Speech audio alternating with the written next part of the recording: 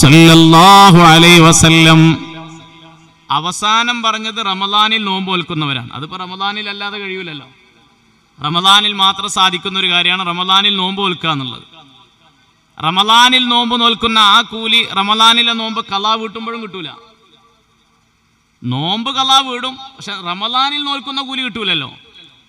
റമദാനിൽ നോമ്പ് നോൽക്കുന്നവർ എന്ന ആ പദവി അത് റമദാൻ മാസത്തിൽ തന്നെ നമുക്ക് കിട്ടുന്നതാണ്. മറ്റു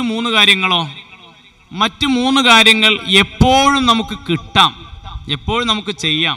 പക്ഷേ നിങ്ങൾ ആലോചിച്ച് നോക്കൂ, ഈ മൂന്ന് കാര്യങ്ങൾ നമുക്ക് ഒരുമിച്ച് കിട്ടുന്നത് എപ്പോഴാണ്?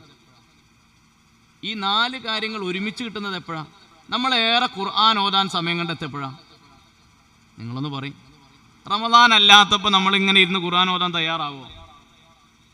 നമ്മുടെ ജീവിതത്തെ സാക്ഷിയാക്കി പറയും, വേറെ ആരും കേൾക്കാനല്ല, സ്വന്തം ജീവിതത്തെ സാക്ഷിയാക്കി പറയും. റമദാൻ അല്ലാത്തപ്പോൾ നമ്മൾ അങ്ങനെ അത്രയധികം ഖുർആൻ ഓതാൻ സമയം കണ്ടെത്തും റമദാനിൽ കണ്ടെത്തുന്നത് പോലെ? ഇല്ല, ഒരിക്കലും ഇല്ല. ഉണ്ടോ? ഇല്ല. റമദാൻ ആകുമ്പോൾ ഏതൊരു മനുഷ്യനും ഒരു അല്പമെങ്കിലും ഓതൂല്ലേ? ഒരല്പമെങ്കിലും ഓതും. അപ്പോൾ താലിൽ ഖുർആൻ എന്ന ആ ഒരു ഉന്നതമായ ഗുണം അത് നേടിയെടുക്കാൻ അവസരം കൂടുതൽ കണ്ടെത്തുന്നു റമദാനിൽ. രണ്ടാമത്തേത് വഹാഫിദുൽ ലിസാൻ, നാവിനെ നമ്മൾ കണിശമായി നിയന്ത്രിക്കുന്നു. എവിടെ? റമദാനിൽ. തീർച്ചയാണ്. അല്ലെങ്കിൽ നമ്മുടെ നോമ്പ് വെറുതെ ആയി പോകും അല്ലേ? മല്ലം യദ ഖൗല അസ്സൂരി വൽ അമല ബിഹി ഫലൈസ ലില്ലാഹി ഹാജ ഫി അൻ യദ തആമഹു വശറാബഹു ശഫീഉനാ റസൂലുള്ളാഹി. അല്ലാഹുവിന്റെ റസൂൽ പറയാൻ, വെറുതെയുള്ള വർത്തമാനങ്ങൾ, അതിനനുസരിച്ചുള്ള പ്രവർത്തനങ്ങളൊന്നും ഒഴിവാക്കുന്നില്ലെങ്കിൽ പിന്നെ നമ്മൾ വയറിനെ പട്ടിണിക്കിടുന്നത് കൊണ്ട് അള്ളാഹുവിന് യാതൊരു താല്പര്യവുമില്ല എന്ന്, അതിലൊരു കാര്യവുമില്ല.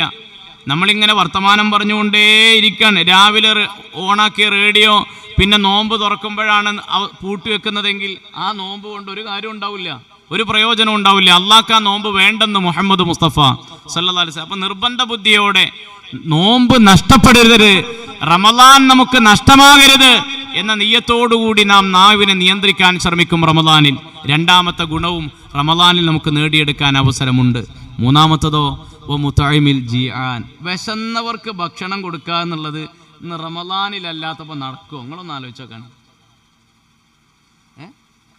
വിശന്ന ആളുകൾക്ക് ഭക്ഷണം കൊടുക്കുക എന്നുള്ളത് ഇന്ന് റമദാൻ അല്ലാത്തപ്പോൾ സത്യത്തിൽ ആളുകൾ അനുഭവിക്കുന്നുണ്ടോ?